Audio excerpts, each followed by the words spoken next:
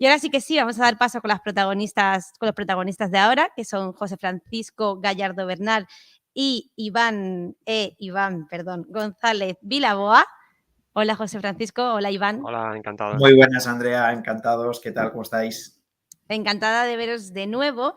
Y nada, simplemente decir que vamos a hablar un poquito sobre seguridad en la nube con vuestra conferencia Protección de la información en la nube con Microsoft Information Protection, ¿no? Correcto. Perfecto. Así que nada, si queréis podéis ir compartiendo pantalla, bueno, vuestras diapositivas para ver si las vemos correctamente. José. Sí, me pongo con ello. No sé si ya veis algo. Sí. Vale, pues cuando queráis empezamos. Sí, ponlo pantalla completa, José. Venga, perfecto. Eso no se ve. Pues nada, antes de nada, pues muchas gracias a todos, porque yo creo que, bueno, nos queda Chema después, pero me imagino que la tarde ya igual se va haciendo larga, así que muchas gracias a todos por estar ahí conectados y oye, pues por dedicarnos un ratito de vuestro valioso tiempo para escucharnos. Hoy en la sesión vamos a estar mi compañero José y yo.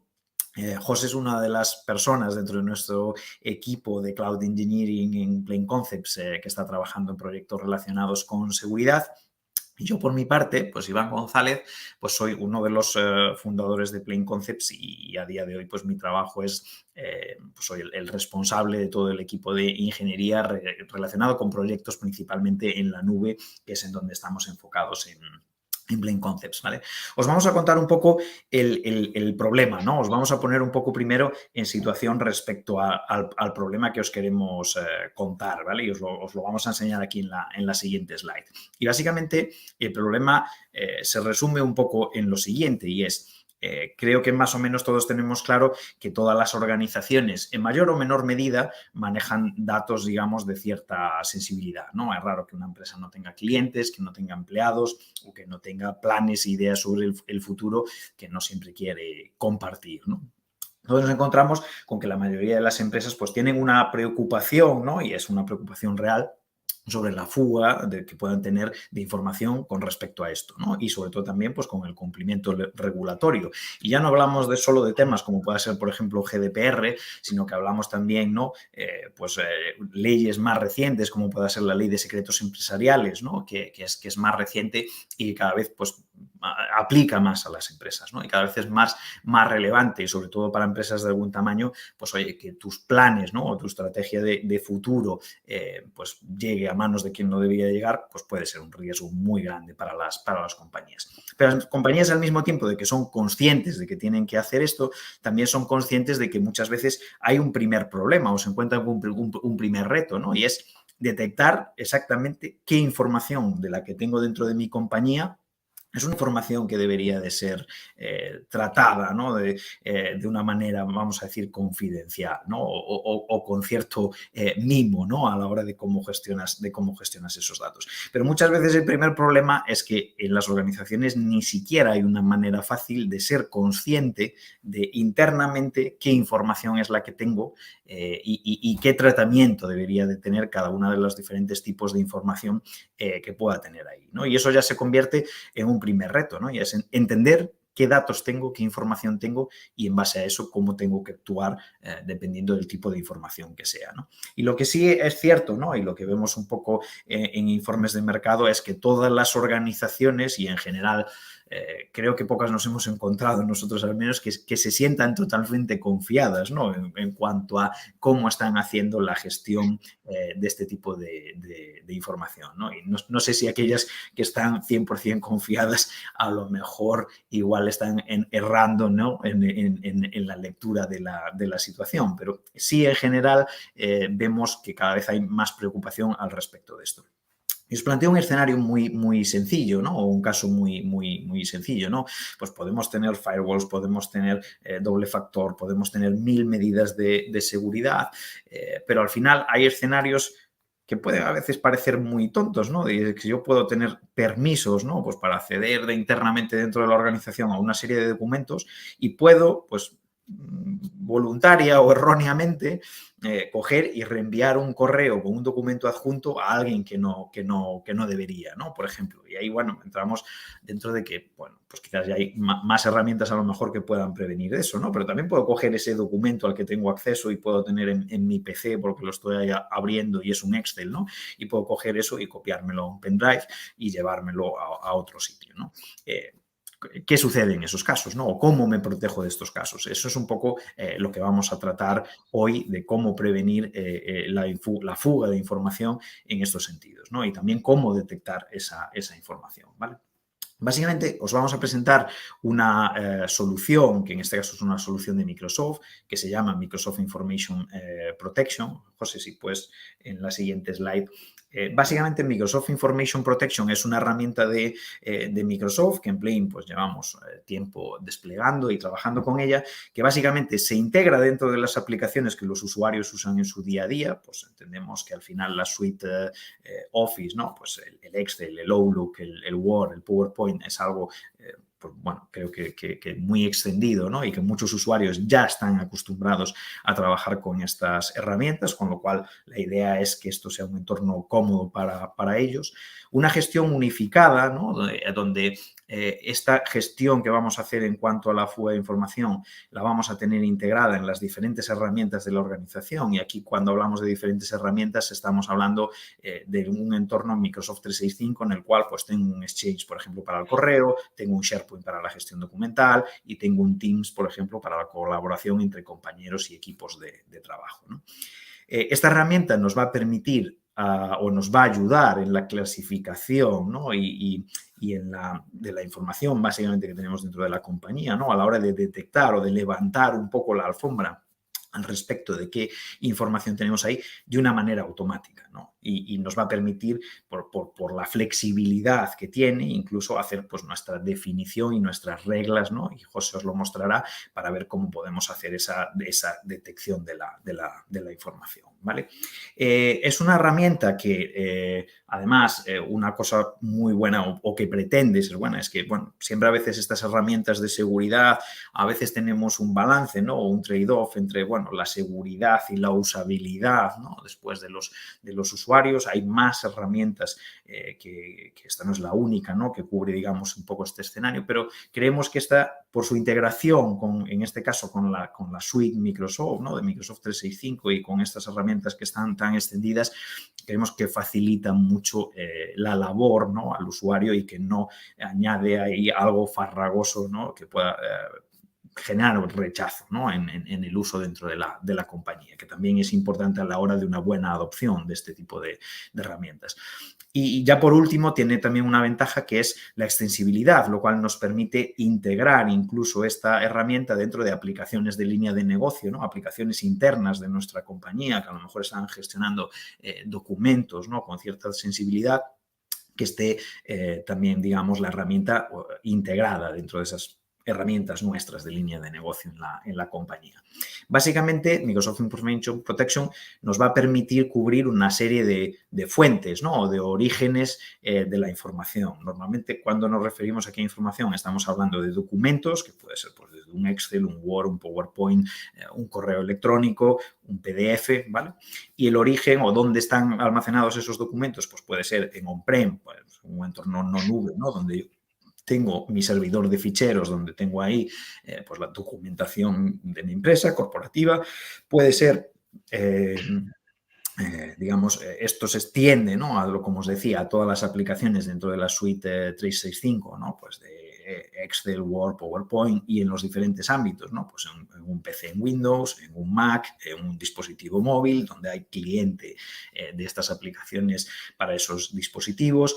Aplica a todo lo que es correo, ¿no? A toda esa mensajería de correo que utilizamos dentro de Exchange Online para el envío y recepción de correos, SharePoint Online, como os decía, como un gestor documental, pero al mismo tiempo se integra también con otras herramientas que no son de Microsoft, ¿no? Pues como puede ser Salesforce o como puedan ser otras herramientas que han aprovechado esa extensibilidad que os comentábamos pues para integrar también sus soluciones con Microsoft Information Protection. Y lo bueno es que tenemos una capa o un plano de gestión común a todas estas herramientas dentro de una solución que es el Microsoft 365 Compliance Center, que al final abarca o integra todas estas herramientas, ¿no? Con lo cual nos facilita mucho una labor que si no tendríamos que ir herramienta por herramienta a veces haciendo la gestión y que muchas veces igual ni siquiera la integración entre ellas sería demasiado buena, ¿vale?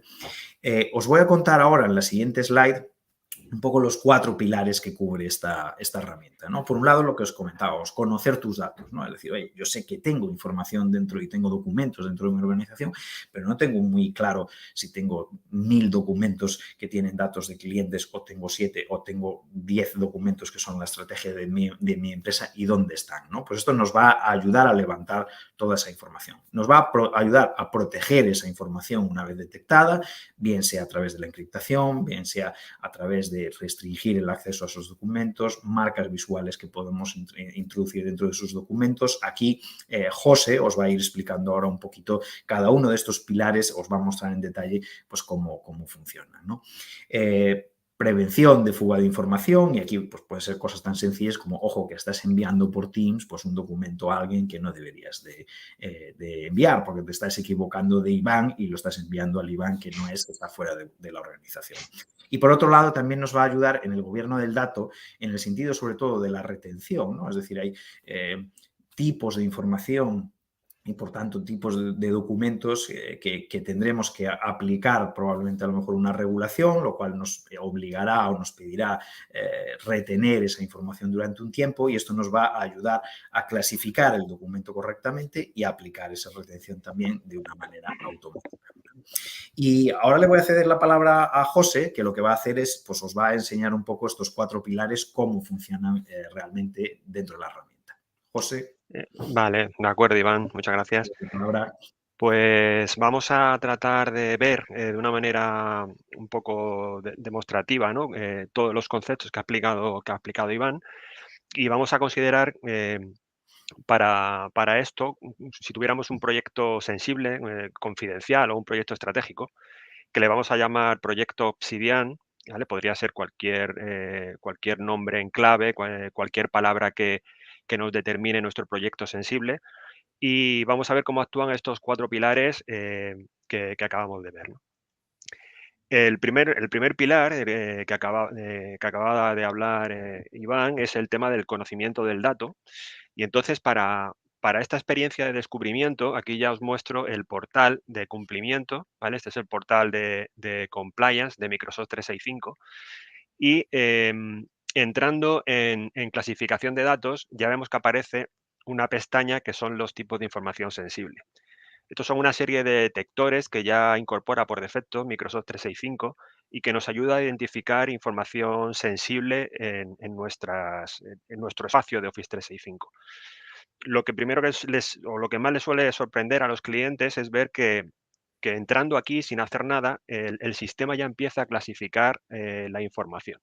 Esto lo veremos más adelante, pero bueno, básicamente estos son tipos de información sensible o confidencial. Y aparte de los detectores que podáis imaginaros, como pueden ser tarjeta de crédito, pueden ser número de DNI, número de la seguridad social, número de pasaporte, etcétera. También hay detectores de muchos países. Podemos filtrar y ver los que son específicos de la Unión Europea o los que hacen referencia, por ejemplo, al DNI español. Aparte de estos detectores que ya incorpora, podemos crear nuestros propios detectores personalizados. Y estos detectores personalizados o estos tipos de información sensible personalizados se basan en una serie de palabras claves que nosotros podemos introducir, incluso diccionarios de palabras claves, o también con expresiones regulares, con patrones, o incluso una combinación de ambos. Para nuestro ejemplo hemos creado un tipo de información confidencial que se llama Project Obsidian, que lo que hace es detectar, por ejemplo, la palabra Obsidian dentro de algún documento, o podría ser incluso alguna expresión regular, algún identificador. Vemos que Microsoft 365, que esto va evolucionando constantemente, también incluye una serie de clasificadores entrenables que no sé si nos dará tiempo a ver, pero bueno, que también aumenta, digamos, la potencia de detección de información confidencial. Ese tipo de información sensible del proyecto Obsidian en la siguiente pantalla, y esto para poder acceder aquí necesitamos una serie de permisos más específicos. No basta con ser administrador global o administrador de cumplimiento, sino que necesitas unos roles específicos para poder profundizar en el árbol y descubrir al final cuál es la información en concreto donde se ubican esos tipos de información sensible. Aquí, por ejemplo, en una navegación hemos visto que hay un número de ocurrencias asociado a cada tipo de información sensible. Por ejemplo, aquí se detectan que hay 600 elementos que incluyen el tipo de información sensible, proyecto Obsidian, y en cada una de las ubicaciones donde aparece. Aquí tenemos en Exchange 350, en SharePoint, en OneDrive, en Teams, etc. Entonces podríamos seguir profundizando en este árbol hasta llegar al final incluso a ver cuáles son los documentos en concreto que incluyen ese tipo de información sensible, ¿vale? Para eso se necesitan unos permisos específicos, ¿vale? Que son permisos de Content Explorer, bueno, el Content Viewer, el Content List, ¿no? Que son uno para profundizar y otro para incluso visualizar el documento. Entonces, de esta manera, Microsoft 365 ya empieza a clasificar nuestra información y lo hace él incluso de manera asíncrona, sin que nosotros hayamos hecho nada. En este caso, lo que hicimos fue crear ese tipo de información sensible que es el proyecto Obsidian. El siguiente pilar sería el pilar de la protección del dato, ¿vale? Ya hemos visto cómo podemos conocer los datos sensibles que tenemos en nuestra organización, pero lo que nos interesa ahora es proteger ese dato para que esa información no llegue a fuentes pues que no deberían tener acceso a ella, ¿no? Entonces vamos a ver cómo proteger los datos del proyecto Obsidian a través de las distintas localizaciones de SharePoint Online, Exchange Online, OneDrive, etc. Para este ejemplo en concreto vamos a utilizar la clasificación automática y el etiquetado automático, que son dos mecanismos que incorpora Microsoft 365. Otra opción sería aplicar un etiquetado manual, ¿vale? Pero eso lo veremos al final de esta sección. Bueno, en cuanto a la protección de la información, tenemos ya, hay una opción en el panel de la izquierda que es protección de la información. Y por defecto vemos que en algunos tenants, esto también depende de la antigüedad del tenant, de si se ha limpiado o no, pero aparece ya una taxonomía de clasificación como de etiquetas de sensibilidad que nosotros podemos aplicar a los documentos. Puede haber una muy genérica, otra para nivel público, otras confidenciales y otras altamente confidenciales. En nuestro ejemplo vamos a crear una que sería la altamente confidencial, por ejemplo, restringiendo el acceso a un número muy limitado de personas, o a lo mejor restringir el acceso a todos los miembros de la organización y que si ese documento sale fuera de la organización no puedan acceder a él. Y entonces vamos a crear una etiqueta de sensibilidad que sería, por ejemplo, la de altamente confidencial. Microsoft Information Protection nos ofrece aquí dos maneras de aplicar una etiqueta de sensibilidad, ¿vale? Porque estas sensitivity labels, digamos, es el mecanismo que aporta Microsoft 365 para este fin. A lo mejor conocéis el Azure Information Protection, ¿no? El Azure Information Protection, que se hace del portal de Azure, pues básicamente se ha trasladado esa potencia a Microsoft 365. Hay dos maneras de aplicar estas etiquetas de sensibilidad. Una aplicación manual en la cual le otorgas al usuario la posibilidad de que él la aplique personalmente a sus documentos, porque a veces resulta que es el propio usuario, ¿no? el que conoce mejor que nadie cuáles son los datos que maneja. Pero para esa aplicación manual hay que realizar dos pasos. En un primer paso habría que crear la etiqueta de sensibilidad y en segundo lugar habría que publicarla. Y al publicarla le dices qué personas de tu organización van a poder aplicarla, ¿vale? Por tanto, habría dos pasos. Pero para este ejemplo vamos a ver la aplicación automática. También podemos dejar que Microsoft 365 trabaje por nosotros y decirle que busque en las ubicaciones que nosotros le especifiquemos, que podría ser todo nuestro espacio Office 365 o determinados sitios de SharePoint o determinados buzones de usuario y que intente aplicar automáticamente la etiqueta de sensibilidad. ¿Vale? Esta necesidad pues, bueno, surge de que realmente los equipos de Teams colaborativos van creciendo muy rápidamente, los sitios de SharePoint también crecen muy rápido y a veces este tipo de mecanismo pues, es muy, muy aconsejable, ¿no? Bien, vamos a ver, como digo, la parte de autolabeling, ¿vale? El autoetiquetado. Y lo primero que hacemos es crear una etiqueta de sensibilidad, que sería, por ejemplo, esta de altamente confidencial, y tras darle un nombre y darle una serie de campos descriptivos, lo que nos pide a continuación es qué encriptado va a tener esa etiqueta de sensibilidad y si también queremos añadirle marcas de agua a nuestro documento, por ejemplo, un encabezado, un pie de página o un texto en diagonal, ¿no? que nos indique que es un documento, por ejemplo, confidencial, ¿no? O top secret. Pero lo importante en este punto es el encriptado. Y con el encriptado vamos a establecer una serie de permisos para decir nuestro público objetivo qué papel tiene a la hora de abrir ese documento. En primer lugar, si puede abrirlo o no, y en segundo lugar, si lo puede abrir, pues si va a ser un simple visualizador o a lo mejor es un coautor, ¿no? O incluso qué permisos específicos va a poder tener sobre el documento, por ejemplo, a la hora de imprimir, etcétera.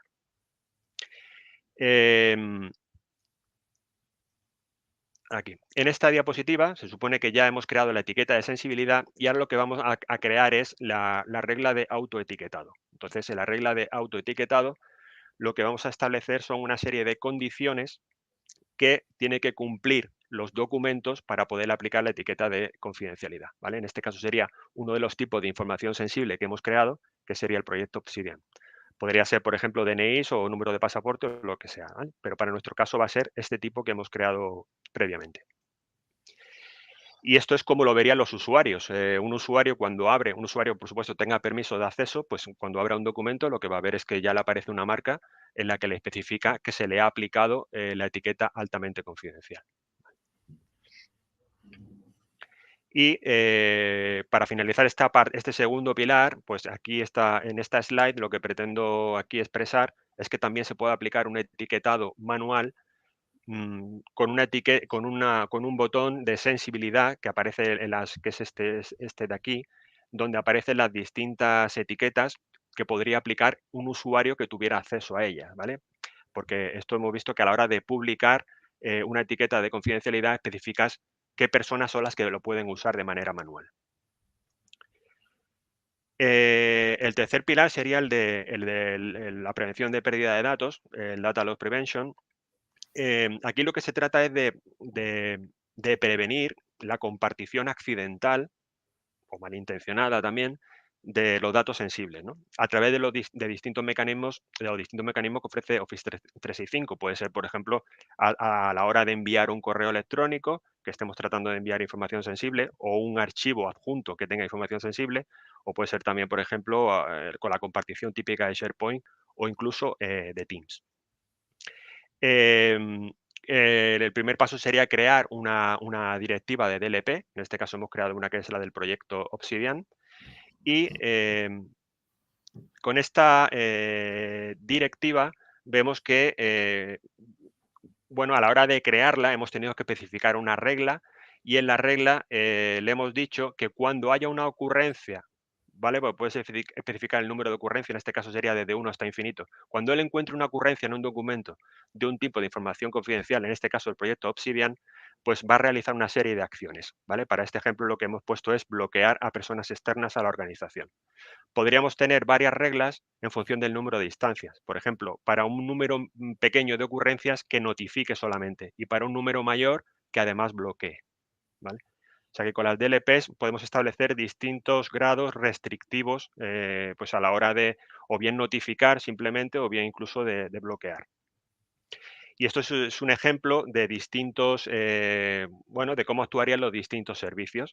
Aquí tenemos, por ejemplo, en un correo de Outlook, ¿no? Cuando hemos intentado enviar información confidencial, hemos visto que detecta él automáticamente que se está hablando de un proyecto que es sensible, que es el proyecto Obsidian, y bloquea, porque le hemos dicho que bloquee el correo, no llega a enviarlo, ¿vale? En SharePoint vemos incluso que aparecen una serie de iconos donde él ya, como él trabaja de manera síncrona, él ya ha detectado que ciertos documentos contienen información confidencial y estarían restringidas las opciones de compartición. Y tal vez el caso más llamativo sea el de una conversación real en Teams, donde hablando en tiempo real va a llegar incluso a bloquear el mensaje que acaba de enviar y le aparecería al destinatario que el mensaje se ha bloqueado y al emisor también le aparecería que ese mensaje se ha bloqueado por una directiva de la empresa. Y bueno, faltaría el gobierno de los datos, que eso son una serie, qué hacer con la información cuando pasa un determinado periodo de tiempo, si queremos retenerla durante 5 años y luego borrarla, o borrar información antigua de nuestra empresa. Pero bueno, esto voy a pasar muy deprisa porque ya vamos mal de tiempo. Y bueno, comentaros también que existe un explorador de actividades, aparte del explorador de contenido, donde podemos ver todas las actividades que están ocurriendo en este entorno de Microsoft Information Protection. En este caso tenemos vinculadas, por ejemplo, DLPs también a Endpoint y nos aparecería pues, bueno, pues todas las actividades relacionadas con tipo de información sensible, ¿no?, que ha intentado realizar el usuario. Y si te parece ya, Iván, si quieres Sí, comentar esta última aquí parte. queríamos simplemente comentaros muy brevemente que al final este escenario de Microsoft Information Protection aplica mucho, ¿no?, pues a todo lo que es al final documentos en digital, ¿no? Pero queríamos contaros simplemente, porque además estamos muy ilusionados con la participación en un proyecto, ¿no?, que es una empresa en la que Plain Concepts participa y colabora, que es Shadow, que intenta llevar esta idea también al documento físico, ¿no? Porque pues no creo que no hace mucho, ¿no? Pues hemos visto pues, fugas de contratos de futbolistas que aparecen en la prensa, ¿no? Y al final estas técnicas que existen en el mundo digital es muy difícil, o era muy difícil llevarlas al mundo físico, ¿no? Y normalmente existía una pérdida de la trazabilidad que nos impedía, ¿no?, de algún modo llevar esa trazabilidad del documento físico de vuelta al documento digital, ¿no? Es decir, si permitíamos imprimir, una vez que se imprimía, o incluso le saco una foto, ¿no?, en mi móvil a ese documento, pues tengo un problema, ¿no?, porque a partir de ahí ya no hay ninguna vinculación y perdemos toda esa trazabilidad. Pues básicamente lo que permite hacer Shadow es incrustar una serie de marcas dentro del documento que son invisibles para un usuario que ha impreso, ¿no?, o que ha sacado una foto a ese documento, pero que esa marca sí es posible leerla, ¿no?, y nos va a permitir, digamos, conectar ese documento, esa fuga, a la persona, digamos, original, en el punto original, que tenía acceso al documento y que, bueno, pues o lo imprimió y a partir de ahí hubo una fuga, o sacó una foto a la pantalla y a partir de ahí, pues bueno, pues imaginaros, ¿no? Lo reenvío por WhatsApp y pierdo automáticamente cualquier control sobre esa información. Y ese es un poco el objetivo de Shadow, que como os comentaba, es una empresa también participada por Plain y que, bueno, nos hace ilusión porque creo que complementan muy bien en el mundo offline y físico toda esta estrategia de protección de documentos dentro del mundo digital. Y con esto no robamos más tiempo porque creo que estamos ya fuera de la campana. Así que, Filip, Andrea, os devolvemos la palabra y muchísimas gracias por vuestro tiempo hoy, ¿verdad? Pues muchísimas gracias a vosotros por estar aquí, por esta brillante presentación. Y nada, pues tenemos algunas preguntas del público, entonces me gustaría hacerlas. La primera es esta de Gerardo González, que nos pregunta que qué recomendaciones para armar un instructivo a seguir ante ataques perdón por la pronunciación, que sea amigable hacia el personal no técnico de la empresa. Más o menos creo que se puede medio entender. Me cuesta entender y no sé si está muy relacionada con lo que hemos contado nosotros o a lo mejor más con alguna charla anterior. Es que ¿no? está como que le falta una interrogación, punto, coma, no sé. Vamos a por la siguiente. ¿Qué tipo de licencia se requiere para esta solución de Microsoft Information Protection? José se la sabe. Sí, bueno, aquí puedo comentar alguna cosilla. Sí, efectivamente hay que tener licencia de Microsoft 365 y en función del grado de licenciamiento que tengas, no es lo mismo tener un licenciamiento de 3 que un E5, o se puede tener incluso un Office 365 y una extensión de Enterprise Mobility and Security. Pero bueno, básicamente en función del grado de licenciamiento, con el licenciamiento mínimo de Microsoft 365 ya te permite, incluye bastantes características, pero por ejemplo, si el tema del autoetiquetado que acabamos de ver, haría falta una E5, ¿vale? También, por ejemplo, las DLPs que actúan en distintas localizaciones, pues para que actúen a nivel de Teams, pues también haría falta una E5. Pero vamos, con una E3 se pueden hacer prácticamente todo. y con una E1 también incluye características, ¿no? Pero claro, si queréis, luego me podéis escribir y os paso documentación con todas las características para cada tipo de licenciamiento. Perfecto. Pues nos preguntaban también por precios debajo, pero también aquí nos preguntan por, ¿se puede saber quién ha modificado la clasificación del documento?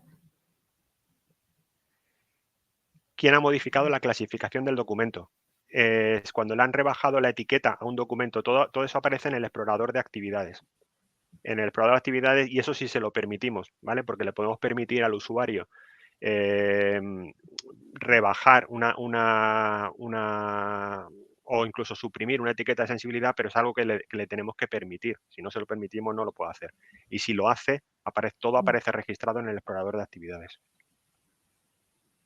Pues perfecto. Hay bastantes más preguntas, o sea que voy pasándolas, ¿vale? Aquí tenemos una de Jordi Olsina, que pregunta, ¿hay que notificar legalmente a los usuarios de la implantación de Microsoft Information Protect? Pues no lo sé si Iván, si tú a lo mejor conoces más, que te mueves más en temas legales. Es un tema legal, pero hasta donde yo conozco, no. Y en las implantaciones que hemos hecho, no. Sí es cierto que, digamos, que en la implantación de este tipo de herramientas suele ir acompañado, digamos, de un protocolo que sí que es más legal, ¿no? Y que, por ejemplo, se exige en la Ley de Seguridad de la Información, que básicamente viene a definir, ¿no? Pues qué tipo de información tienes dentro de la empresa y qué, digamos, medidas vas a aplicar a cada una de esos tipos de información, ¿no?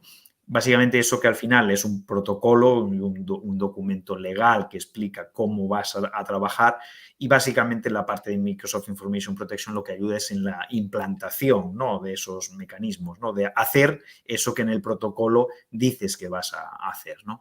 Pero eso no implica que tengas que tener ningún aviso, ¿no? O notificación al usuario de que estás haciendo ese tipo de clasificación. De todos modos, en muchos casos es que es muy visible y palpable para el usuario, que es lo que os decía José, ¿no? Cuando yo abro el documento y tiene una etiqueta, lo voy a ver en el Word o voy a ir a la carpeta de SharePoint y voy a ver que ese documento tiene una cierta clasificación, ¿no? Con lo cual no se está ocultando nada realmente.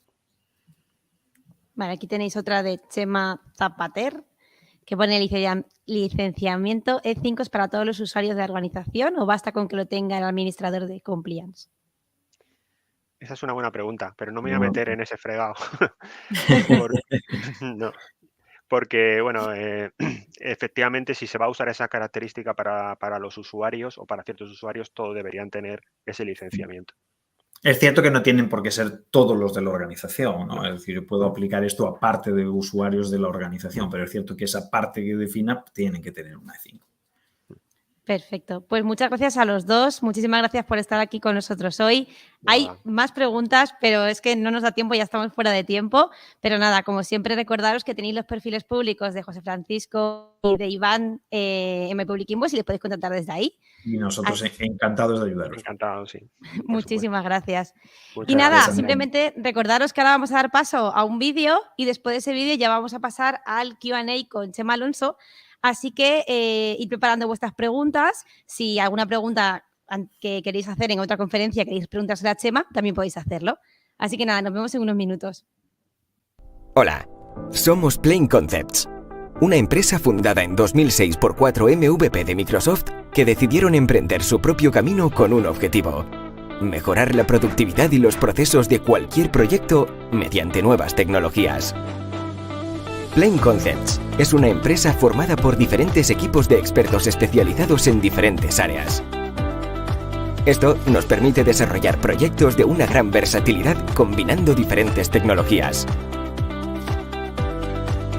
Hemos ayudado en proyectos como una aplicación que permite visualizar gráficamente en 3D el escáner de un paciente. Así el médico puede decidir dónde tomar la muestra en una biopsia, realizando un diagnóstico más rápido y preciso. Una aplicación móvil basada en realidad aumentada que ayuda a los clientes a encontrar propiedades en alquiler o venta en tiempo real mientras pasean por el barrio que les gusta. Una plataforma de inteligencia artificial que facilita el análisis y diagnóstico de enfermedades raras, ahorrando meses y meses de pruebas a las familias. El diseño y el desarrollo de un sitio web más moderno e intuitivo que facilita al usuario una reserva fácil y sencilla integrándose con sus aplicaciones internas. O el desarrollo de guías técnicas de seguridad para el Centro Nacional de Inteligencia y sus scripts para el despliegue de servicios cloud como Microsoft 365 y Microsoft Azure. Somos una empresa que valora la investigación. También desarrollamos nuestros propios productos adelantándonos a las necesidades del mercado. En Plain Concepts, creamos soluciones tecnológicas adaptadas a las necesidades de nuestros clientes. ¿Quieres saber más sobre Plain Concepts?